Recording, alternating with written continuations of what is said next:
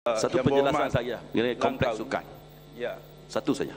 Terima kasih Timbalan Datuk Yang di-Pertua. Saya nak tanya, apakah rancangan pihak kementerian? Memang saya gembira kalau Melaka telah menganjurkan sukan Malaysia dengan begitu cemerlang dan kompleks-kompleks canggih telah dibina.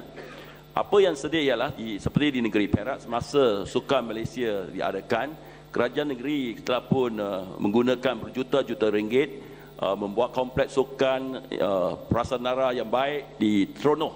Tetapi kemudian selepas SUKMA diadakan, ia terbiar sahaja dan tidak ada kemudahan-kemudahan sukan yang dibangunkan di situ untuk menggalakkan pemuda-pemudi kita untuk menggunakan tempat itu. Dan kalau tidak silap saya, sekarang mereka nak buat pula satu komersial projek yang besar-besar oleh Putrajaya Holding. Apakah tindakan kementerian untuk memastikan kompleks-kompleks ini tidak terbiar selepas SUKMA itu?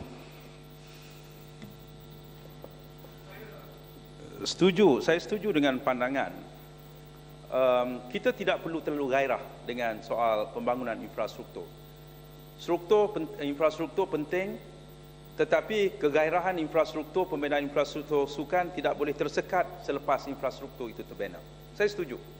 Kerana kalau tidak dilihat bahawa program sukan lebih dari segi contractor driven ataupun vendor driven, bukannya sukan athlete driven.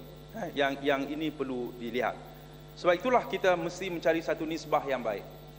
Misalnya kalau peruntukan banner stadium sebanyak 100 juta, ada tak 200 juta untuk pembangunan atlet misalnya, ataupun sama juga untuk pembangunan atlet. Jadi ini juga perkara yang perlu kita lihat. Kadang-kalanya kita buat stadium yang besar, mengisi stadium itu lebih sukar dan terpaksa kita angkut orang, kita bawa orang untuk penuhkan stadium, kerana ini bukan spirit yang baik. Sedangkan di negara lain, misalnya kalau di Afrika Selatan, dia melihat sebagai satu industri. Sekarang ini FIFA dijangkakan akan mendapat keuntungan 32.4 bilion daripada penganjuran bola sepak ini.